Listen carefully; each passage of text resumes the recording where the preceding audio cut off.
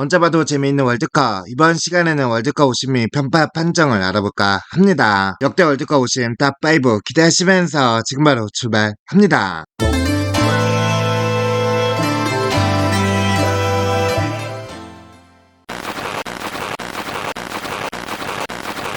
모로코가 최대 희생양이었다. 32강 2차전 포르투갈과의 경기에서 페페가 핸드볼 파울을 범했음에도 불구하고 주심 마크 가이거는 페널티킥을 선언하지 않았고 VAR이 2위를 제기했음에도 쿨하게 씹었다. 모로코의 에르베 르나르 감독은 하프타임 때 직접 마크 가이거를 쫓아가 격렬히 항의했지만 2위는 기가 되었다. 2018 러시아 월드컵 32강 B조 3차전 모로코 대 스페인 경기에서 스페인의 제라르 피케가 페널티 박스에서 두 번의 핸드볼 파울을 저질렀음에도 그냥 넘어갔으며 후반전 추가 시간에 스페인의 코너킥 상황에서 주심은 왼쪽으로 차라고 지시했으나 스페인이 무단으로 오른쪽 코너에서 패스하고 차서 동점골을 넣자 주심이 골로 인정하는 어처구니 없는 상황이 발생했다. 모로코의 노르딘 암라바트는 오죽했으며 경기 종료 후 VAR 그거 쓰레기야 라고 강하게 디스했다. 32강 F조 2차전 멕시코와의 경기에서도 후반 21분 기성용이 분명히 멕시코의 엑토르 에레라에게 파울을 당했는데 주심 밀로라드 마지치는 파울 콜을 불지 않았고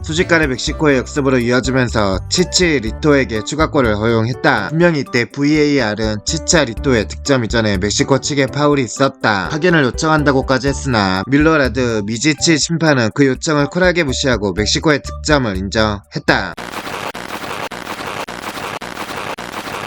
페널티킥 판정에 대해 오심 논란이 벌어졌다. 판정이 내려진 일련의 움직임을 보면 크로아티아의 수비수 데안 로브렌이 프레드의 어깨를 살짝 잡았고 이에 프레드가 오버스럽게 넘어진 상황. 사실 잡긴 잡았으나 누가 봐도 상대의 공격수를 넘어뜨릴 만한 접촉은 아니었던지라 논란이 되었다. 크로아티아 현재에서의 분위기는 마치 2006년 월드컵 스위스전 때 국내 분위기와 같은 수준이라는 듯하다. 당사자인 데안 로브렌도 차라리 이럴 거면 브라질에게 우승을 그냥 줘라며 분노를 표하는 중. 개막전이 끝난 뒤 크로아티아의 니코 코바치 감독은 접촉이 있었다는 것은 부정하지 않았지만 그게 파울이면 이건 축구가 아니라 동구 경기다. 이건 명백한 오심이다 라고 반발했고 수비수 베르란 촐로카도 월드컵 무대에서 영어를 하지 못하는 심판이 경기를 맡은 경우는 처음 봤다 라고 말하며 니시무라 심판을 비난했다. 반면 또 다른 당사자인 프레드는 어깨를 잡힌 탓에 컨트롤을 잊고 넘어졌다라며 심판의 판정이 옳았음을 주장했다. 사실 수비수가 공격수의 어깨를 슬쩍 잡은 시점에서 이걸 파울로 불지 안 불지는 판정의 옳고 그름이 아니라 심판의 재량이다. 경기가 1대1로 팽팽하게 달아오르고 있는 와중에 겨우 그 사소한 접촉을 가지고 파울을 불 필요가 있었을까의 문제. 결국 오심이라기보단 심판이 경기의 승패를 결정해버렸다는 것이 비판받을 부분이다. 또한 프레드의 주장에 따르면 대회 전에 피파의 심판위원회가 각 팀의 선수들과 1대1 면담을 가지며 에리어 안에서 손으로 상대를 잡을 경우 예외 없이 파울을 불 것이다 라며 강조했다는 모양이다. 이게 사실이라며 이번 월드컵 심판들은 경합시 손의 사용에 대해 철저하도록 교육을 받았고 그 번복이로 크로아티아가 희생되었을 가능성도 있다. 최근의 월드컵들은 대회마다 다른 거 몰라도 이것만큼은 이전보다 엄격하게 판정하겠다라는 컨셉으로 심판 판정이 내려지는 경우가 많았다. 영국 BBC 축구 해설가 핌 네빌은 모든 권한이 주심에게 있지만 페널티킥 판정은 실망스러웠다며 로버렌이 3개 잡은 것으로 보이지 않았고 프레드가 너무 쉽게 넘어졌다고 심이라고 평했다. 더군다나 크로아티아 선수들이 판정 당시 영어로 항의하자 니시무라 심판은 일본어로 답변했다는 증언까지 나왔고 판정 자체를 넘어서 니시무라 심판에 대한 자질 논란까지 일어나자 일본 축구협회는 니시무라 심판은 영어 의사소통에 문제가 없다며 국제경기 심판들을 대상으로 하는 피파 세미나는 항상 영어로 진행되며 니시무라 심판도 세미나를 모두 소화했다며 이례적인 반박 성명을 내놓았다. 한편 크로아티아를 필두로 국제적 비난에 피파에서 니시무라 주심을 옹호했지만 6월 18일 발표로 21일에 치러질 조별리그 2조 2차전 온두라스와 에콰도르의 경기 주심으로 호주 출신 벤저민 윌리엄스를 배정하고 원래 주심으로 예정되어 있던 니시무라 심판을 대기심으로 지명했다고 밝혔기에 결국 니시무라는 강등당한 셈이다. 이에 대해 AP통신은 니시무라 심판이 개막전에 오심 논란 탓에 대기심으로 강등된 것이라고 보도했다. 리우 데제네이루 공항에서 크로아티아 팬들로부터 항의를 받아 경비원 경호를 받아야 했다. 브라질 TV 노르에스테 바히아는 브라질의 유리한 판정을 알버니 심판이 리우 데자네이루 공항에서 크로아티아인들의 타겟이 됐다며 크로아티아 팬들이 니시무라 주심을 향해 목을 조르겠다는 제스처로 위협했다고 보도했다. 니시무라는 경비원 및 자원봉사자들의 도움을 받아 피파가 제공한 차를 타고 공항을 빠져나갔으며 대기실 강등에 대하여 몇몇 언론 인터뷰를 거부했다.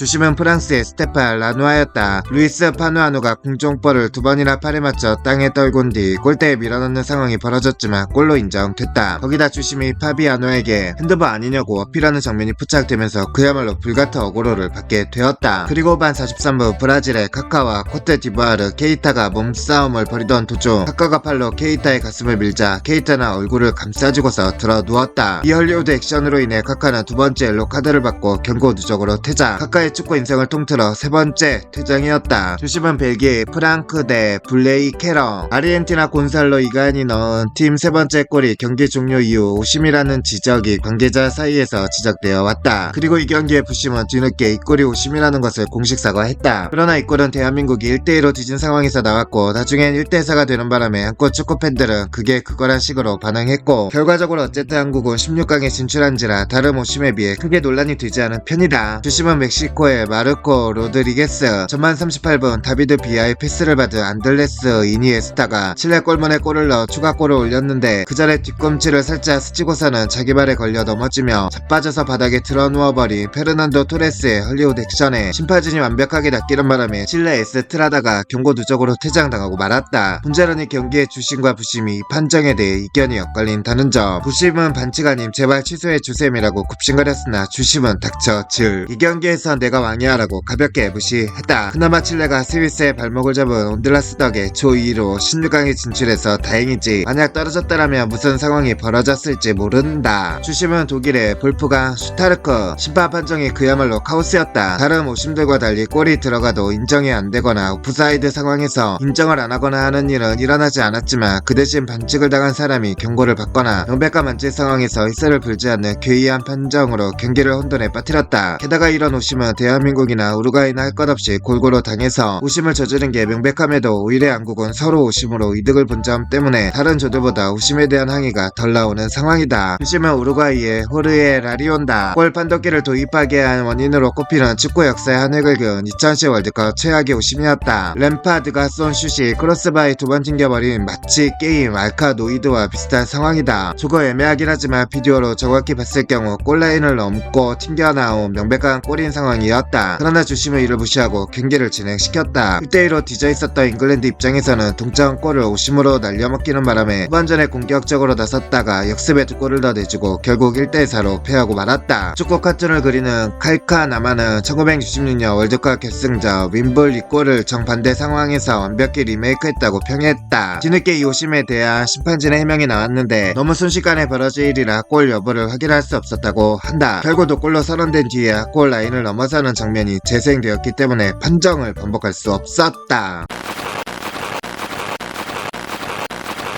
32강 F조에서는 1차전 호주 일본의 경기에서 오심으로 논란이 되었다. 전반전에 터진 일본의 나카무라 슌스케의 선제골 장면에서 다카하라 나오히로가 마크 슈워처를 팔꿈치로 밀어서 넘어뜨렸는데 이를 두고 골키퍼 차징을 선언하지 않은 것이 논란이 되었다. 크로아티아 전에서도 크로아티아의 요새 시무니치가 경고 3장째에서 퇴장되는 일이 벌어졌다. 그리고 시무니치의 3번째 반칙은 경고를 주지 않아도 될 정도였으나 주심이 자신의 실수를 깨달았다. 32강 지조에서 스위스는 1차전 프랑스전부터 무실점 무패로 16강에 진출한 팀이었고 16강 전에서 우크라이나에게 승부차기 3연뻥으로 탈락할 정도로 모든 필드 경기를 무실점으로 기록할 정도로 만만치 않은 팀이었다. 그러나 조별리그 프랑스와의 경기에서 핸들리 반칙을 범했지만 선언 안했고 당시 조 최약제 토고와의 경기에서도 심판이 토고에게 줘야 할 페널티킥도 선언을 안했다. 특히 대한민국전 당시 주심 오라시오 엘리손도는 스위스 수비스 파트리크 밀러가 대놓고 3번이나 핸드볼을 했음에도 단 한 번도 페널티킥을 주지 않는 건 물론이요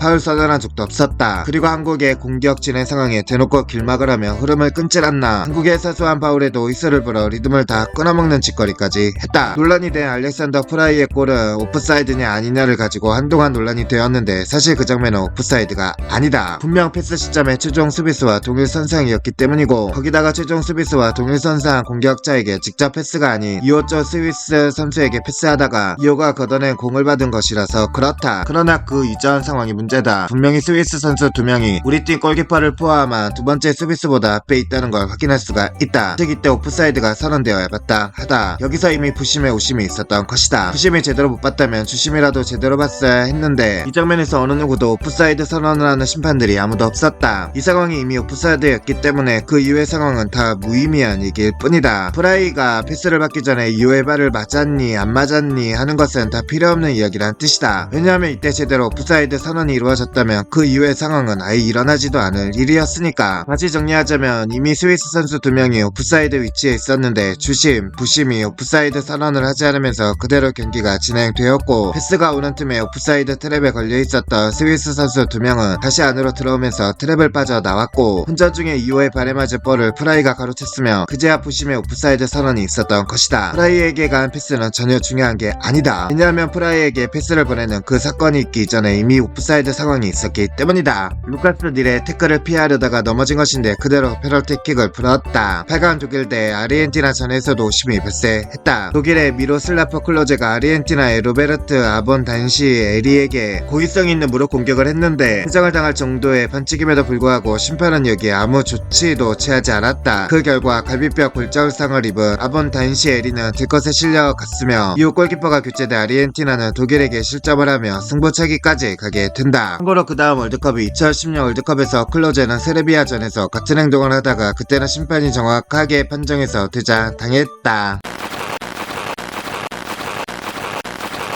32강 F조 2차전 아르헨티나 대 잉글랜드 조별리그 최고의 빅매치로 전세계 이목이 집중된 경기였으나 승부는 마이클 오원의 할리우드 액션 한 방에 갈렸다. 오원이 얻어낸 페널티킥을 데이비드 베컴이 성공시켰고 경기는 그대로 1대0 종료. 오원은 이 경기에서 페널티킥을 얻어내기 위해 의도적으로 넘어진 것이 맞다고 시인했다. 이 경기의 주심은 그 유명한 팔을 룰루이지 콜리나. 이때 파울을 지적받은 선수가 바로 우리에겐 토트넘 감독으로 유명한 마우리시오 포체티노. 이후 아르헨티나는 필히 승리를 해야 했던 스웨덴전에서 비엘사가 그 특유의 고집을 버리지 못해 유기농물을 재배하면서 그대로 탈락했다. 32강 H조 2차전 일본 대 러시아. 이나모토 주니치의 골로 일본이 1대0으로 승리했는데 야나 기사와 아스시의 패스가 간 시점에 이나모토 왼발이 러시아 최종 수비수보다 앞에 있었다. 마치 러시아 최종 수비수가 선 위치가 잔디 색채가 달라지는 것이라 누구나 쉽게 영상으로 확인할 수 있다. 고로 명백한 오프사이드이다. 러시아로서는 억울한 패배이며 이로 인해서 경기 후 러시아 내에서는 폭동이 일어났다. 전장전 전반에 호야킨의 크로스를 모리엔테스가 헤딩골로 연결했지만 부심은 호야킨의 크로스를 하기 전에 공이 이미 골라인을 넘었다고 선언했고 무효골 처리되었다. 하나 호야킨이 크로스할 때 공은 골라인에 걸쳐 있었고 크로스된 공 역시 골라인을 벗어나지 않고 그대로 모리엔테스한테 향했다. 단 공을 띄우려는 순간에 이미 호각을 불었기 때문에 최진철과 이훈재 골키퍼는 아예 막으려는 시도조차 하지 않은 상황에서 들어갔으므로 휘슬을 불지 않았다면 100% 골이었다고 단정 지을 수는 없다. 이후 득점이 나지 않은 채 그대로 승부차기에 들어갔고 호야킨은 승부차기에서 실족했다. 그러나 전반 극초반에 엘리케 로베로, 페르난도 모리엔테스, 페르난도 이에로드 스페인 선수들이 거친 태클과 몸싸움으로 인하여 김남일의 발목 부상을 일으켜 교체아웃 당하게 만들고 공을 손으로 걷어내고 안정환의 머리와 가슴을 가격하는 등 주심은 스페인의 선수들의 폭력 반칙에 경고 및 퇴장, 전반전 페널티킥도 선언을 안 하였으며 모리엔테스도 전반전에 퇴장을 받아야 했었다. 이번 시간에는 월드컵 오심이 편파 판정을 알아봤습니다. 재미있게 본 상식이들은 구독 누르자.